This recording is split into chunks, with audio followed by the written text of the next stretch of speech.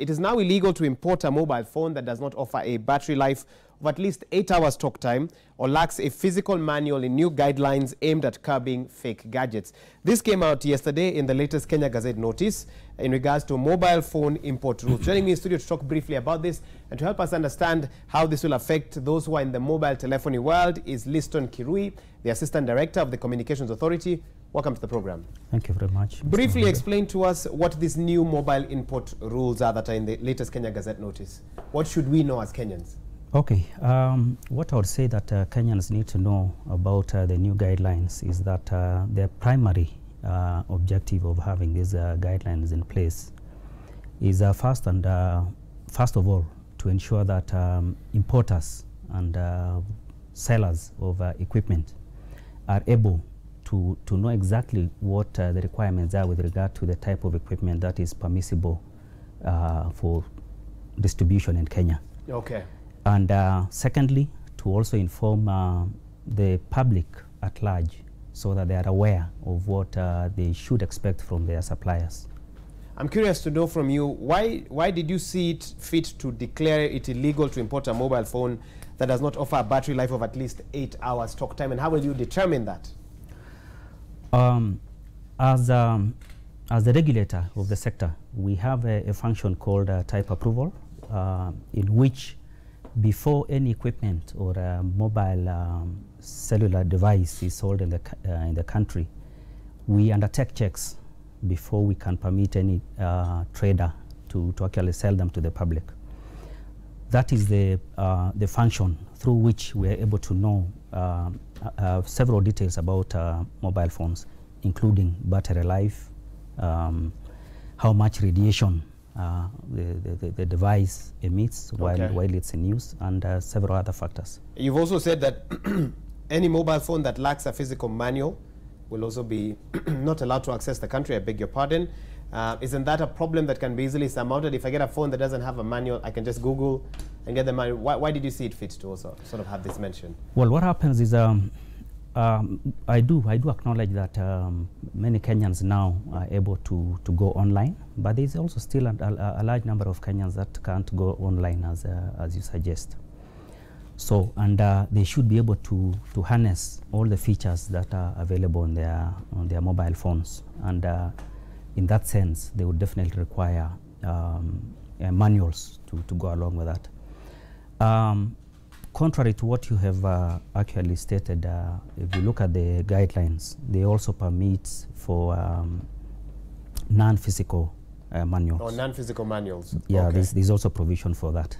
But with regard to, let's say, the longevity of the batteries, what we need to understand is that there have been very significant advances in terms of battery technology, to the extent that I'm sure many Kenyans are aware that we now have electric cars that can really travel very far from on a single charge of their batteries. And basically, that technology is also available for, and at the cost of actually providing batteries that are long-lasting is coming lower and lower every day. Many Kenyans operate very far away from the grid.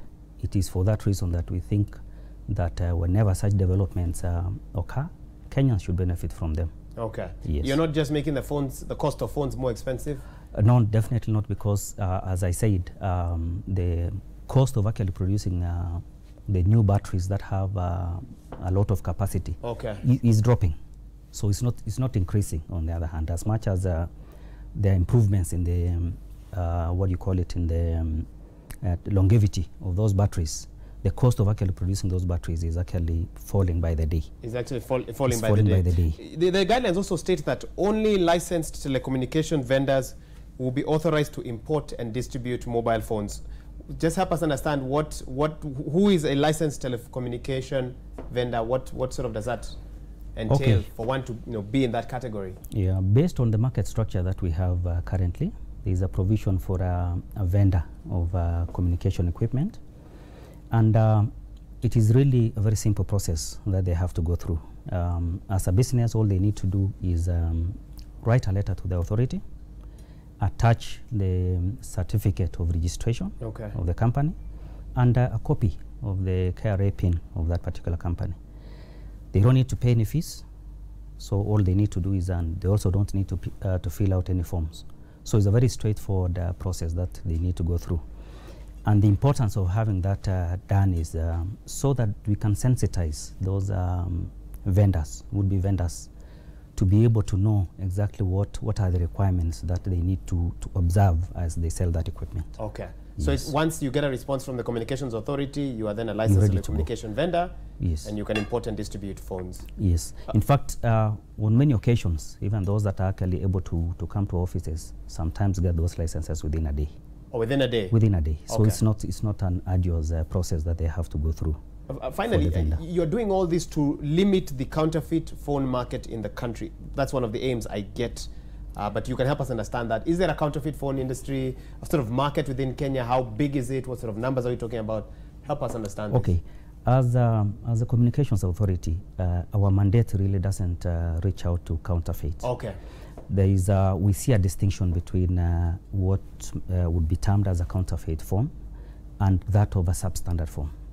So what we issue to do with the technical specifications so that the devices can be able to connect and not interfere with the systems that are that are used to provide services. So you prevent substandard phones Precisely. From getting into the country, ideally? Yes. Okay. But the distinction here is that a counterfeit phone can actually meet the standard, except somebody else is selling, you know, something that was developed by another as their own.